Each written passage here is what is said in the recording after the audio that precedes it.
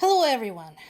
You know, considering all the crap I get personally about my coverage of the war in Ukraine, and considering all the crap people of Ukraine get about it, and Ukrainians around the world get about it, it is really nice. It is really refreshing when somebody actually gets it. And this article on the BBC News website is exactly about that. About somebody who gets it. Kaja Kallas, the top diplomat of the European Union, has been talking about Trump, European leaders, peace talks, all of that. And she described this very well, talking about any concession of land to Russia by Ukraine would be a trap. She is completely 100% spot on. And again, you don't need to take her word for it, even though she is supremely qualified to talk about the subject. You don't need to take my word for it. You can pick up a history book and read the history of Russia's expansion.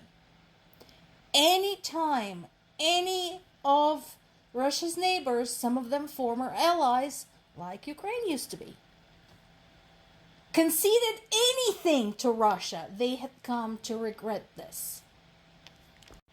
And you know what?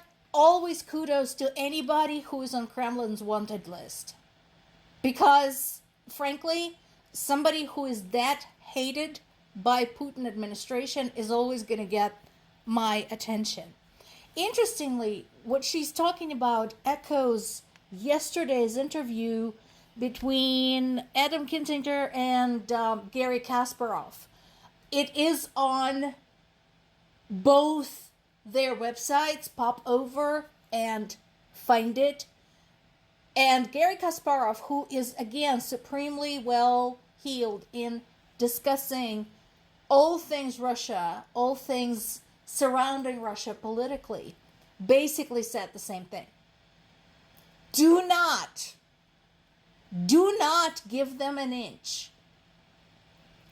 And he also pointed out that the best time, of course, for the world to turn on Russia was back when Ukraine's offensive was truly moving ahead, when Ukrainians kicked Russians out of their northeast. That was the time to help them push. But that ship had sailed, so we have to salvage that and once again rebuild that momentum and propel them forward with all we can give them.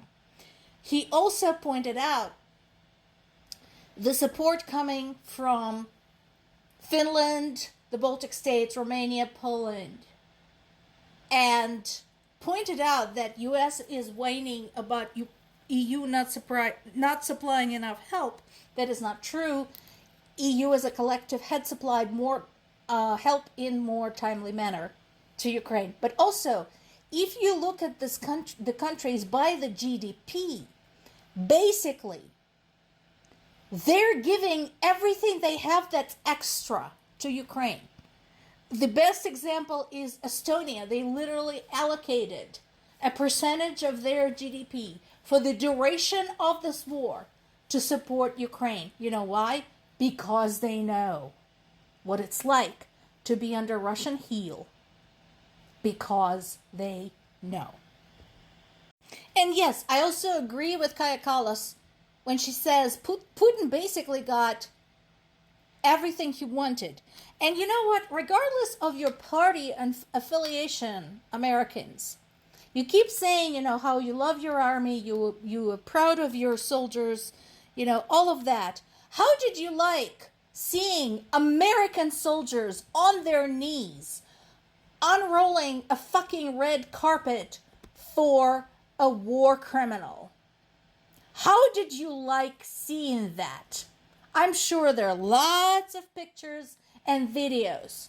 Go look at them again and again and again, and then think twice about supporting this administration's foreign policy, especially regarding Russia. And yeah, she's right. He's laughing his ass off. Putin is sitting somewhere in his enclave, laughing his ass off as the killing continues. There has been a new weapons reveal recently for Ukraine, the Flamingo cruise missile. So what is that all about? Well, I mentioned in the past that Russia has no qualms whatsoever about pounding Ukrainian cities, Ukrainian civilians with everything they've got, drones, glide bombs, and ballistic missiles. And because Ukraine knows it can no longer count on the US, and that US is exerting pressure on Europe, they have been working on developing larger, more powerful weapons of their own, in addition to the drones. Now, Ukraine has been using drones intelligently, brilliantly, developing different kinds of them. But this is another thing that appeared in Kasparov's interview. Russia is changing its entire education system to put civilians, including their children, to making drones on a national scale as soon as 2026. Do we really want to wait for that to happen? So the flamingos are fairly long distance, so they go as far as 1,800 miles. They have undergone some successful tests. Good on you. Doing better than Elon Musk. And we'll see. Of course, this is another thing I mentioned in the past, and that is the fact that consider how difficult it is to develop, put into production. Actually, no, to develop, build a prototype, test the prototype, put into production, and then test the production models of something like this, again, with shit raining on your head all the time, and knowing Russia is specifically targeting military installations. Yeah, imagine that. And yeah, Zelensky, very much echoed Kaja Kallas's rhetoric when he pointed out, hey, so these conversations took place, but we're still getting killed. We're still getting pounded. The latest offensive included 574 drones and 40 missiles. Somebody in my comments said, why is the Flex Electronics factory strike is not all over the place on the US news? It must have been a weak strike. Okay, go look at the pictures if you don't think it was significant. First of all, that building is trashed. Second of all, 15 people have been wounded. I don't think they think that it's been a weak strike. And the last but not the least, think about all of the various attacks, including terrorist attacks, that took place against U.S. objects of some kind, usually military bases or ships or planes, elsewhere in the world. Usually it doesn't matter how strong or weak the attack was. People get pissed off. But this is not covered because it goes against Trump's rhetoric. It goes against the illusion he's trying to build. Personally, I'm still trying to find anyone other than Associated Press really covering this strike.